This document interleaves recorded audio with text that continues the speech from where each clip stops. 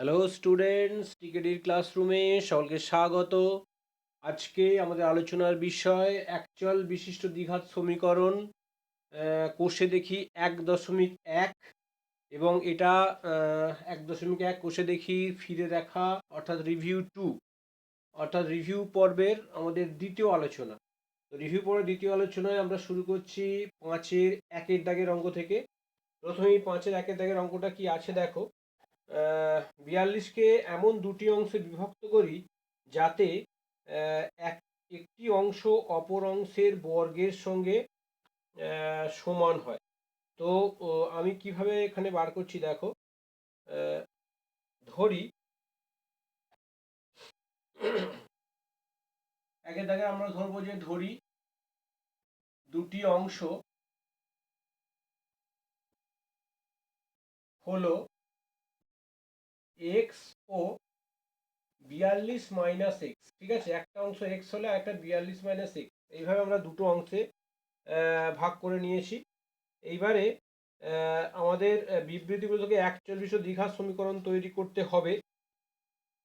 তাহলে একটির বর্গ অপরটির একটি অংশ অপরটির বর্গের সঙ্গে সমান বলেছে। তাহলে আমরা এইভাবে লিখব। তাহলে প্রশ্নানুসারে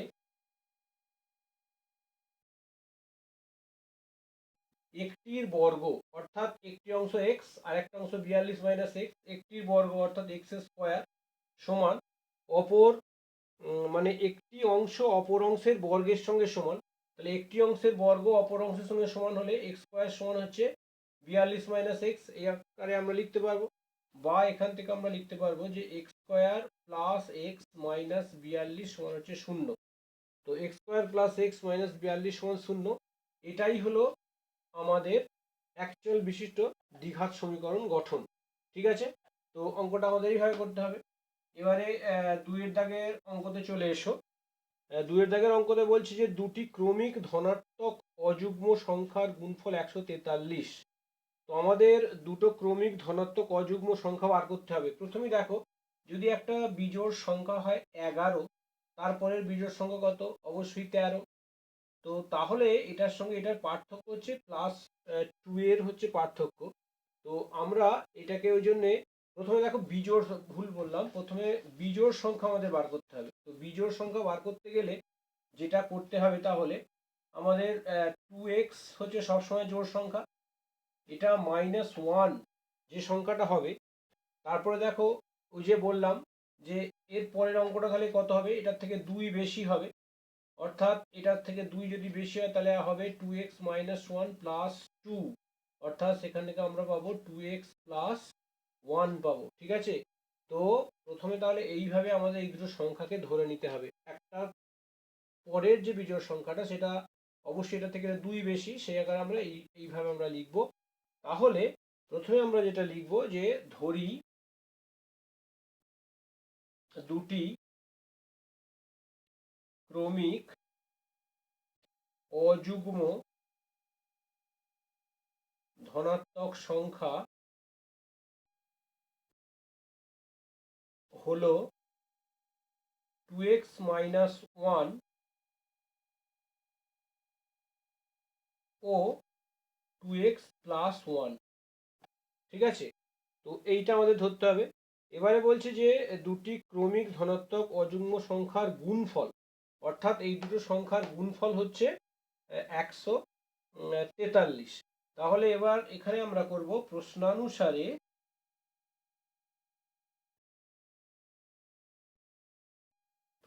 এই দুটো সংখ্যার গুণফল বার করবো, অর্থাৎ 2x - 1 into 2x + 1 is equal to 143। ঠিক আছে, তো এখান থেকে দেখো a - b into a + b, এই সূত্র আমরা এখানে কাজে লাগাবো, অর্থাৎ a square minus b square, অর্থাৎ 2x এর whole square minus 1 square is equal to 143, এটা আমরা পাবো। বা এখান থেকে আমরা পাবো 4x স্কোয়ার মাইনাস 1 সমান, এটাকে আমরা এদিকে নিয়ে চলে আসি, -143কে আমরা এদিকে নিয়ে চলে আসি, সমান হচ্ছে 0, এটা পাবো। বা তারপরের অংশটা আমরা এইভাবে লিখবো যে 4x স্কোয়ার সমান বা 4x² মাইনাস 144 সমান হচ্ছে 0। ঠিক আছে। আচ্ছা, তারপরে যদি আমরা 4 কমন নিই তাহলে আমরা পাবো 4 কমন নিলে x² মাইনাস 4 3 12 13 14 24 4 6 24 সমান হচ্ছে 0। 4 সমান তো 0 নয়, অতএব আমরা পাবো x² minus 36 is equal two 0। তো এইটাই হচ্ছে আমাদের নির্ণেয় একচল বিশিষ্ট দ্বিঘাত সমীকরণ। তো এইভাবে আমাদের অঙ্কটা করতে হবে। ওকে, এবারে দেখো 5-এর 3-এর দাগের অঙ্কটা, যেটা তোমাদের পার্ট 1-এর যে আলোচনা তোমরা দেখেছো, সেই পার্ট 1-এর আলোচনায় 5-এর 3-এর দাগের অঙ্কটা আমি বলে দিয়েছি। এবারে চলে এসো 6-এর দাগের অঙ্কটা, 6-এর 1-এর দাগে, যেখানে বলছে নিচের বিবৃতিগুলি থেকে একচল বিশিষ্ট দ্বিঘাত সমীকরণ গঠন করি। তো প্রথমেই দেখো 1-এর দাগের যে অঙ্কটা বলা হয়েছে যে একটি আয়তকার ক্ষেত্রের কর্ণের দৈর্ঘ্য 15 মিটার এবং তার দৈর্ঘ্য প্রস্থ অপেক্ষা 3 মিটার বেশি। তাহলে কিভাবে আমরা সমীকরণটা গঠন করব? যদি আমি একটা আয়তক্ষেত্রের ছবি আঁকি তাহলে বিষয়টা তোমাদের কাছে আরো স্পষ্ট হয়ে যাবে। তো ধরা যাক এই একটা আয়তক্ষেত্র, এটা কর্ণ, এবং এই কর্ণের দৈর্ঘ্য বলা আছে 15 মিটার। ঠিক আছে, এবং দৈর্ঘ্যটা হচ্ছে প্রস্থর থেকে 3 মিটার বেশি। যদি এইটাকে যদি আমরা এক্স ধরি তাহলে আমরা এটাকে ধরবো x+3। তাহলে এটা একটা সমকোণী ত্রিভুজ, আয়তক্ষেত্রে একটা প্রত্যেকটা কোণ হচ্ছে সমকোণ বা 90 ডিগ্রি। তাহলে এখান থেকে আমরা যেটা পাবো যে আহ, একটা সমকোণী ত্রিভুজের অতিভুজ এবং অপর দুটি বাহু, অর্থাৎ এখানে আমরা পিথাগোরাসের উপপাদ্যটাকে আমরা কাজে লাগাবো। ঠিক আছে, তো তাহলে আমরা এইভাবে লিখবো যে ধরি আয়তকার ক্ষেত্রের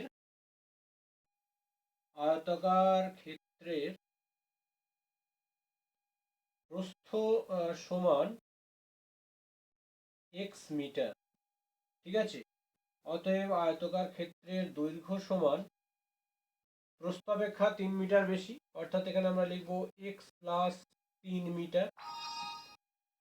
আচ্ছা, আয়তকার ক্ষেত্রের কর্ণ সমান হচ্ছে 15 মিটার। তাহলে এখানে আমরা প্রশ্নানুসারে আমরা লিখবো, প্রশ্নানুসারে x² প্লাস x+3 তার হোল স্কোয়ার সমান হচ্ছে 15²। তো এখানে আমরা পিথাগোরাসের উপপাদ্যটাকে আমরা কাজে লাগালাম যে অতিভুজের স্কোয়ার সমান অপর দুটি বাহুর বর্গের যোগফল। বা এখান থেকে আমরা পাবো x² প্লাস, এখানে পাবো a+b তার হোল স্কোয়ার, সূত্র a² plus 2ab plus b² সমান হচ্ছে 15² অর্থাৎ 225 পাবো। বা এখান থেকে আমাদের আসবে 2x² আসবে প্লাস 3×2 6x প্লাস 3 থেকে 9, 225টা থেকে মাইনাস করে 225 করে দিলাম সমান হচ্ছে 0।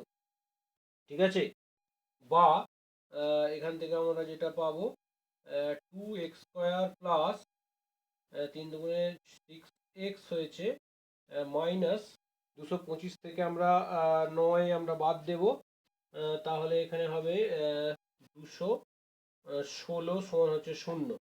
ঠিক আছে, তো এখান থেকে এবার আমরা একটা 2 কমন নেব। যদি আমরা 2 কমন নিই তাহলে হবে x² প্লাস 3x মাইনাস 108 সমান হচ্ছে 0। অতএব যেহেতু 2 is not is equal two 0, তার মানে আমরা পাচ্ছি x² plus 3x minus 108 is equal two 0। অর্থাৎ x² প্লাস 3x মাইনাস 108 সমান 0। এটাই হলো নির্ণেয় একচল বিশিষ্ট দ্বিঘাত সমীকরণ। তো এইভাবেই অঙ্কটা আমাদের করতে হবে। আশা করি সকলে বুঝতে পেরেছো।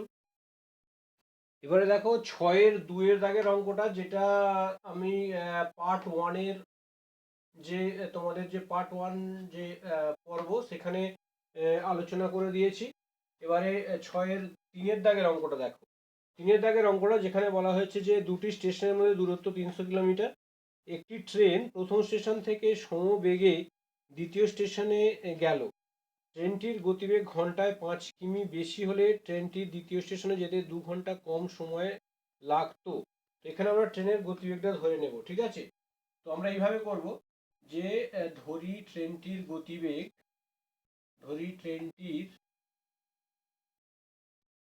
গতিবেগ সমান হচ্ছে এক্স কিমি পার ঘন্টা। তাহলে অতএব ট্রেনটির পরিবর্তিত গতিবেগ সমান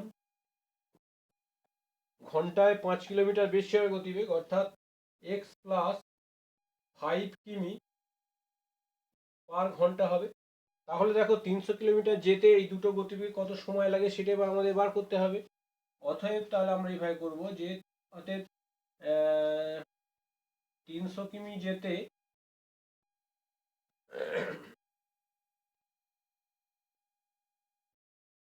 প্রথমে আমরা এইভাবে করি যে অতএব এক্স কিমি পার ঘন্টা গতিবেগে 300 কিমি যায় কত সময়, দেখো দূরত্ব বাই গতিবেগ হবে সময় সমান, অর্থাৎ এখানে আমরা লিখব 300 বাই এক্স এত ঘন্টায়। ঠিক আছে, তার কারণ আমাদের এটা মনে রাখতে হবে যে সময় সমান হচ্ছে দূরত্ব বাই গতিবেগ। তো এই নিয়মটা কিন্তু আমাদের মনে রাখতে হবে। তাহলে এক্স কিমি পার ঘন্টা গতিবেগে গেলে 300 কিমি যেতে সময় লাগবে 300 বাই এক্স ঘন্টা। আর যদি এক্স প্লাস 5 কিমি পার ঘন্টা বেগে যায়, এত কিমি পার ঘন্টা গতিবেগে 300 কিমি যায় 300 বাই এক্স প্লাস 5 ঘন্টায়। ঠিক আছে, তাহলে প্রশ্নানুসারে আমরা কি পাবো, দেখো গতিবেগ বেড়েছে মানে সময় কম লাগছে, এবং সেই সময় যে কম লাগছে সেটা হচ্ছে 2 ঘন্টা কম সময় লাগছে। তা প্রথম ক্ষেত্রে যে সময় লেগেছে তার থেকে এটা 2 ঘন্টা কম। তাহলে এই দুটোর মধ্যে বিয়োগফল হচ্ছে 2 ঘন্টা। তাহলে আমরা লিখব 300 by x minus 300 by x plus 5 সমান হচ্ছে 2।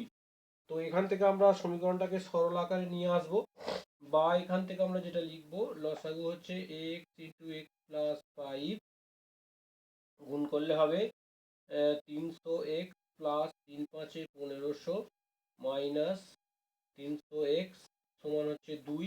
তো 300 এক্স তো কেটে যাচ্ছে, বা যেটা পাচ্ছি আমি 1500 বাই এখানে হবে এক্স স্কোয়ার প্লাস 5x সমান হচ্ছে 2।